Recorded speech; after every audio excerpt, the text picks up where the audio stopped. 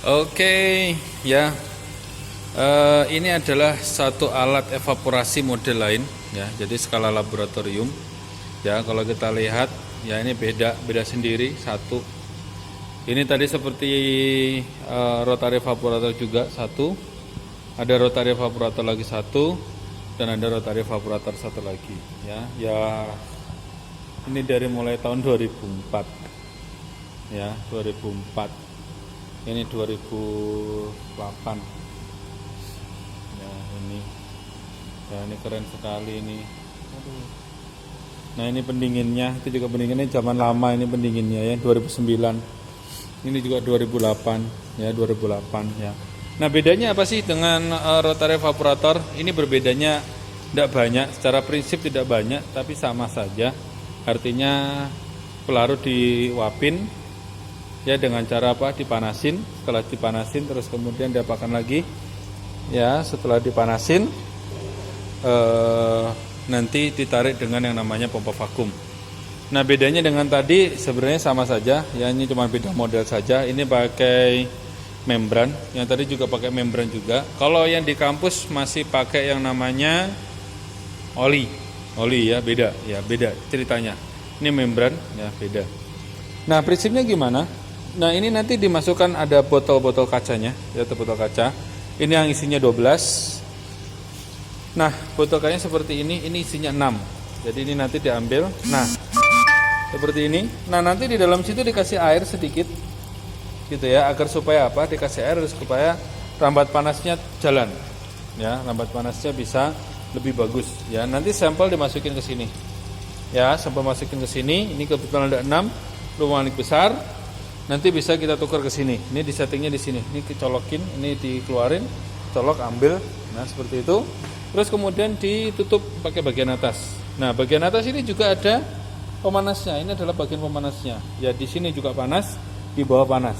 Pertanyaannya adalah, kenapa harus panas dua-duanya? Kenapa nggak panas salah satu? Ya, jawabannya adalah karena dia punya ketinggian. Ya, dia punya ketinggian. Sehingga kalau di sini dia sudah panas, sudah menguap, terus kemudian di sini dia suhunya di bawah titik didihnya, dia nanti akan ke bawah lagi, nggak akan selesai nanti untuk penguapannya atau evaporasinya. Ya, sehingga di bagian sini ada pemanasnya. Pak, ini isi 12, ono isi 6. Ya, nanti diganti ininya, pasti ada ininya, gampang. Ya, gitu ya. Ini ada kabelnya ke sini nanti buat pemanasan yang ada di sini. Nah, di situ ya, ini ada lubang-lubangnya ya. Nah, ini nanti lubang si pelarut ya, pelarut dia nanti akan naik ke sini ya, terus kemudian nanti akan masuk ke dalam sini. Nah, ini adalah kondensornya. Nah, ini beda merek, yang tadi mereknya Hedop, yang ini mereknya adalah Buci ya. Nah, untuk meningkatkan penguapan, ini nanti akan bergerak ya, ini nanti bergerak gini. Gitu ya, bergerak. Kencang nanti. Bisa 100 putaran per menit sama, itu jadi nanti sama. Ini nanti dia bergerak ya, goyang gini, set gini ya. Jadi nanti dia muter-muter ya, alatnya lagi nggak jalan. Nah, ini settingannya ada start, ada stop ya, ada berapa step programming. Kita bisa program misalnya pas awal, pas masih dia banyak ya, si volume sampel banyak, kita bikinnya dia nggak begitu kenceng. Nanti step kesekian ya, setelah dia volume udah berkurang, nanti bisa cepat misalnya ya, seperti itu. Nah, ini ada suhunya. Kita bisa setting suhu berapa, biasanya normalnya sekitar 60 saja. Ya, waktunya berapa jam nanti tercatat di sini ada RPM-nya. Nah, ini RPM-nya naik turun ini. Nanti dia akan goyang. Ya, ini on off-nya, oke? Nah, alat ini seperti ini. Terus kemudian yang khas dari merek yang ini adalah si kondensornya ini, dia ada lapisan plastiknya. Ini yang mereka patenkan, ya, ini ada plastik glass. Ya, mereka patenkan untuk itu agar supaya apa? Agar supaya ketika terjadi apa-apa tidak langsung kena si analisnya, ya, seperti ini. Nah, ini juga plastik glass. Ini gede sekali, ya. Terus kemudian dengan kondisi vakum tadi masuk ke sini, nah ini dikontrol oleh pompa vakum ini. Nah, pompa vakum ini sudah tinggal pencet-pencet aja. Nah, ini sudah ada aplikasinya. Jadi aplikasinya misalnya pelarutnya etanol, metanol, aseton, diethil ether segala macam sudah ada. Karena kenapa?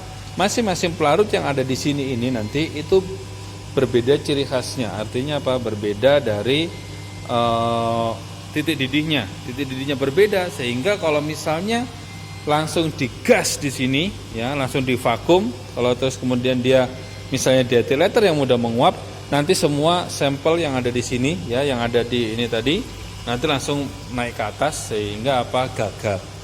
Nah, keunggulannya apa? Kalau kita pakai yang beginian, ya, ini sekali jalan cuma satu, guys. Satu toh. Nah, ini sekali jalan bisa langsung 12, yang ono 6. Artinya apa? Kalau kita punya sampel banyak, kalau pakai ini lebih untung. Ya, oke. Nanti ini ada di sini, tinggal ditutup aja. Untung kenapa?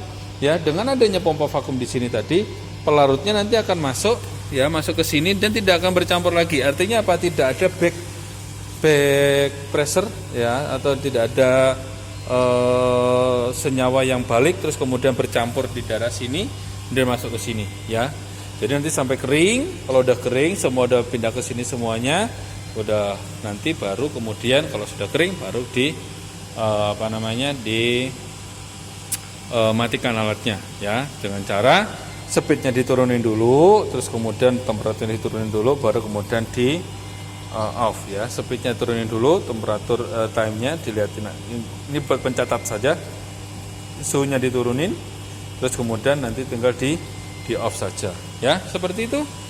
Ya, untuk model kedua dari evaporator ini namanya Buchi Shin-Core. Jadi Shin-Core itu beda dengan tadi evaporator, rotary evaporator, ya. Jadi keunggulannya kalau sampelnya cuma 100 mili pakai ini cepat, ya, cepat, dia langsung 12 sampel bisa. Kalau yang ono cuma 1 sampel, makanya rotary evaporator ini banyak di sini, ya.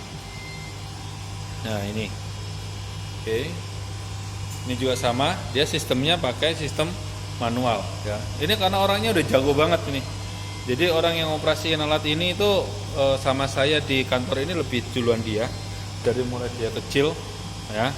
Ini sering saya bercerita tentang dia, gitu, ya. Oke, seperti itu. Nah, sejarah pertama kantor ini punya evaporator itu yang ini, rotary evaporator. Ini masih bisa, ini dari 2004. Ini masih bisa. Terus kemudian ini vakumnya. Jadi kita tuh settingnya di sini, nyala hidup, nanti ini keluar dari sini, nih. Nah, ini, ya. Jadi agar supaya apa yang ada di sini tadi itu dia tidak budak ke sini, ya. Saya kenyang banget pakai ini, ya. Hampir setengah tahun saya pakai ini, kenyang sekali saya pokoknya, ya. Oke. Ini kemudian ini yang kedua. Ini tahun 2010. Rotary evaporator kedua. Yang ke 2009 yang ini Julabo ini satu. Ini pendinginnya, ya. Pendingin ini gampang, tinggal dipus aja, ketahuan dalamannya isinya. Nah, di situ ada cairannya. Ya, ini dari ini 2008. Wow, kok susah. Oke, susah. Oke, ini kalau udah panas tak copot nih, ceklek, copot. Nah, ini ada airnya, nah seperti itu. Yang kedua 2008. Nah, ini yang ketiga. Jadi kalau misalnya tidak punya pendingin seperti ini, ya, tidak punya pendingin, ya, kita bisa manfaatkan es batu. Ya, kita biasa pakai es batu, ya, seperti ini. Ini pakai pompa pompa akuarium. Ya, dibeli es batu 5.000, masukin sini dingin, nanti masukin sini. Yang penting apa, di daerah sini itu dingin, ya. Ini karena seringnya dipakai, ya, coba, ya, sampai ada si alga-alga gitu, ya, ada kotor. Gampang, ini nanti tinggal dimasukin HCl konsentrasi rendah saja, nanti dia rontok semua ini, ya. Nanti tinggal dialurin doang, rontok semuanya. Oke, mungkin itu saja dari saya, ya. Untuk beberapa alat untuk evaporasi saya akhiri. Assalamualaikum warahmatullahi wabarakatuh.